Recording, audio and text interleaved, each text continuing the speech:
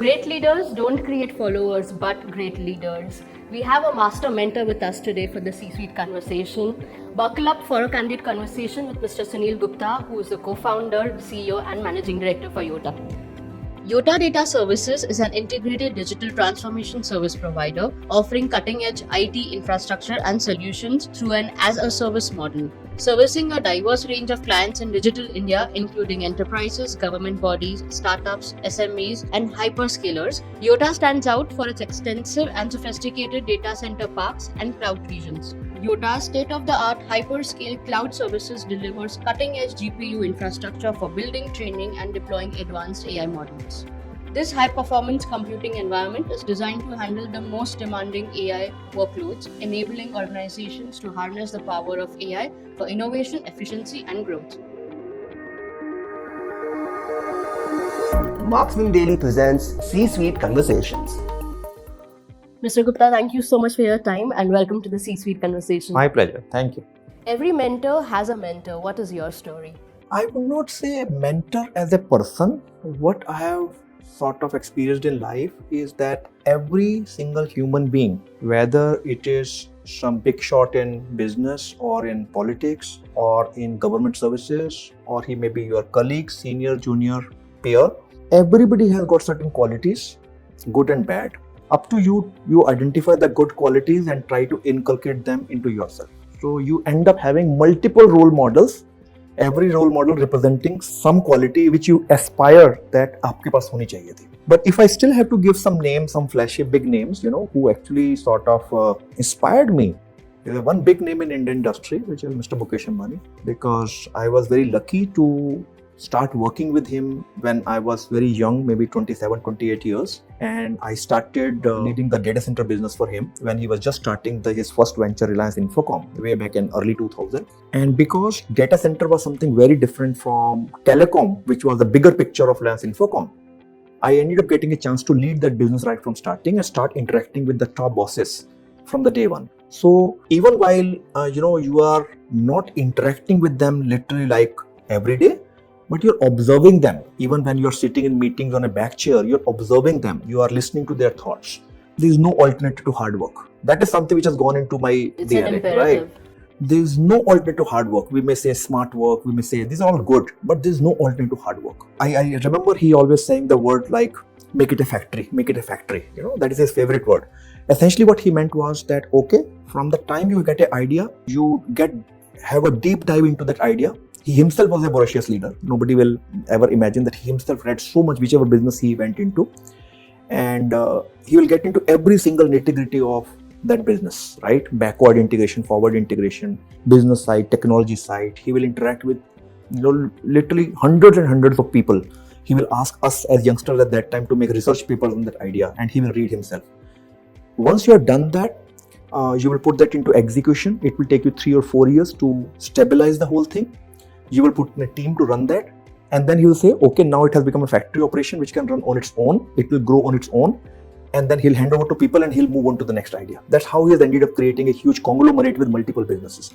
So that thought, has gone into my DNA. So that thought of idea, hard work, deep dive, scale it up, make it stabilized, put automation, put processes, put systems, and then move on to the next idea has stayed with me for a long time. Taking the keywords from the earlier discussion, while we talk about big numbers, we talk about growth charts and, we've made X amount of money, the company is being listed. एक चीज़ हम बहुत कम लोग realize करते हैं कि there needs to be faith, not only in the organization but in people. How has your journey been when it comes to getting to know people? There could be people who grew with you. Yeah. So tell us about that story. Sakshi, you are actually talking about something which I have got some very deep thoughts about. Sure. And fundamentally what I've seen is that whether you are into your personal life or into professional life, ultimately it is two human beings who are interacting with each other. The purpose of life, essentially I always feel that is God has sent us on this life, maybe 80 years, 90 years. He wants us to do something, right, which is good for the community. Which is creating value. More importantly, you are here for being happy.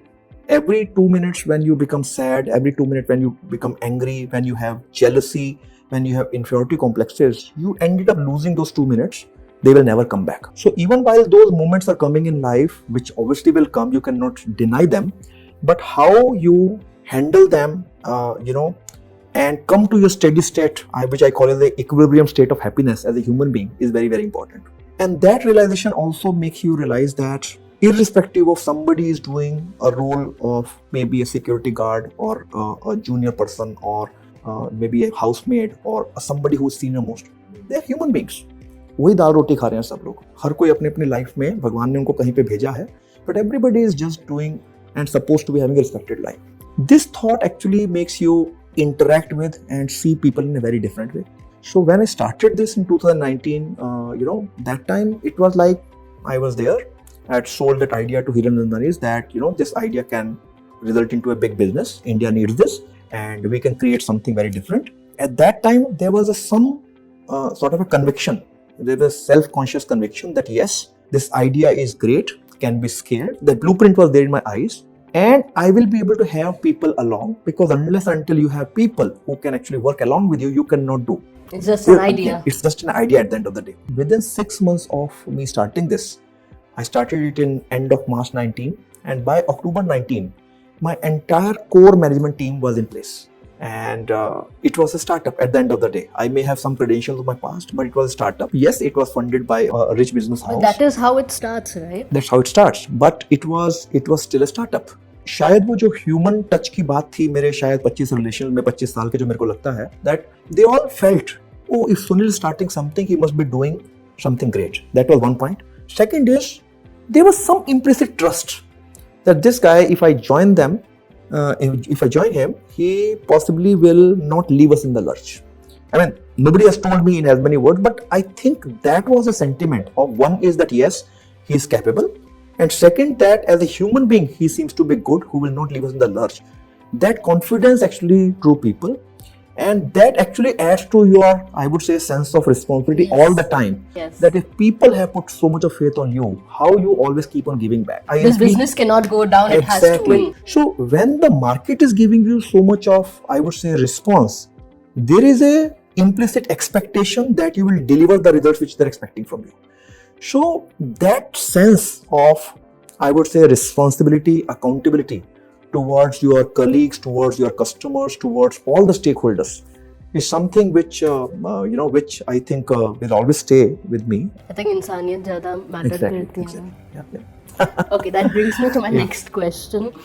After all this journey and being successful, having the best of experiences, what is that one thing you're still learning? Again, so many things. I mean, again, I said life is too short, and if you're a knowledge worker, your hunger for knowledge never stops, right? And at different points of time in your life, you keep on finding that this is something which you have to learn, whether it is from your professional point of view, that whatever business you're doing in, or otherwise. So right now, yes, the flavor of the season and something which I want to learn too much, which I'm reading voraciously all the time, is AI.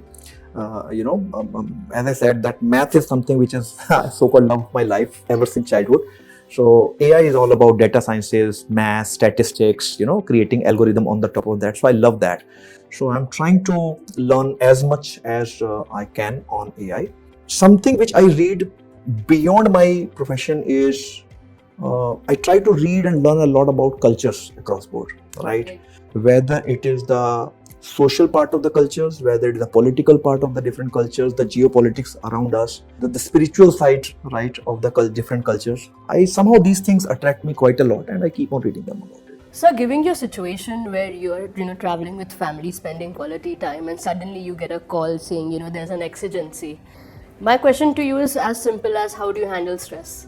When you are into stress, right, and the stress can be in the form of, as I said, anger, sadness, jealousy, too much of work, a sense of sometimes not able to do something, you get that sense also. Helplessness, right? I mean, it can be any form. What sort of, I think, helps me is again the hard part of the thing, which I always believe, and I think I keep on saying that, contrary to general opinion that you should take decisions from your mind, I always say you should do the groundwork from your mind, the number crunching, but your decision should always be from your heart. So that thought in my heart you call it heart, you call it atma, you call it subconscious, that thought that this is a situation which will pass, right? And again, tomorrow will be another situation. So this is just a situation. I need to handle this. I need to come to my steady state, equilibrium state of happiness early as possible. So let me handle this. This is something which I need to handle. There is nobody else who is responsible for this situation. So how quickly I handle it, how I bring it to a particular stage, and again come back, me, myself and my colleagues and people around it, back to a normal steady state of happiness. That thought and that aspiration, right? And that realization that this is one situation, there may be 10 more. So let's not get too hesitant with that. That sense. And situations should come. Imagine everything is smooth, everything is successful, everything is brilliant, better than you could imagine. Then comes a point saying, यार कुछ नया नहीं सीख रहा है क्योंकि challenges ही नहीं थे. Exactly.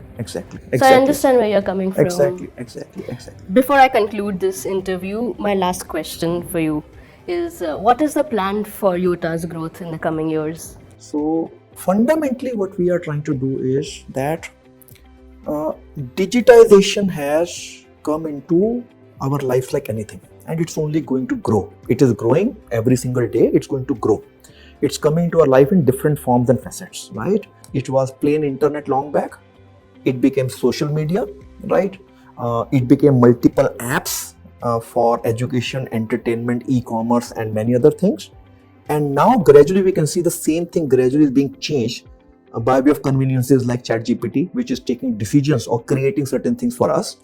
And this convenience, which is based on AI, will keep on increasing in various forms and shape. We'll see that, like we are talking about driverless cars, we are talking about, co-pilot agents and things like that, right? So my idea as Yotta is, if India has got 140 crore people, 100 crore plus are having internet and mobile connection.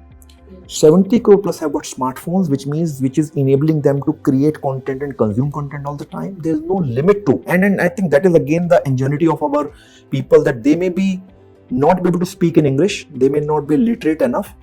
But if you give a technology in their hands and at the right price points, Indians will just consume it. And I think the adoption of our, the digital payment thing by even a rickshaw puller or a vegetable vendor, right? We have seen how Indians adopt the technology. So my thought is, any and every form of digitization which comes in our life, I should be able to create the underlying digital infrastructure for that. And there's no limit to that.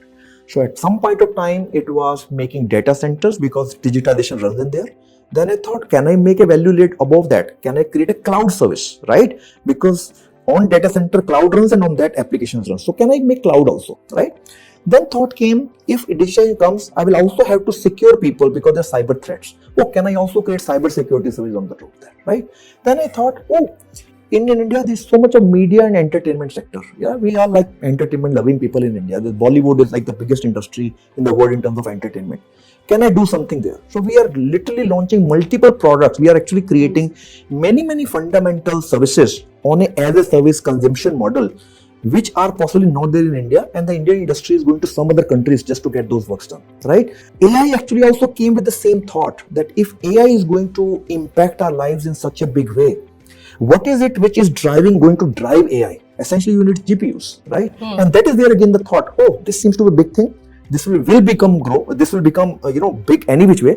So why don't I contribute to development of the underlying infrastructure? So the moment you have this thought that anything and everything which ultimately will support digitalization, there is no limit to what all will do. Keeping on expanding my data center footprint is my second growth, because India needs a raw capacity, possibly 50 times more than what India has today. And third is, for sure, we have aspirations to go global. We are, looking at many countries where possibly while the same, I would say, you can see green shoots like India, where there is a population, they are digitally enabled, but the enough digital infrastructure in terms of data centers, cloud and AI GPUs are not there.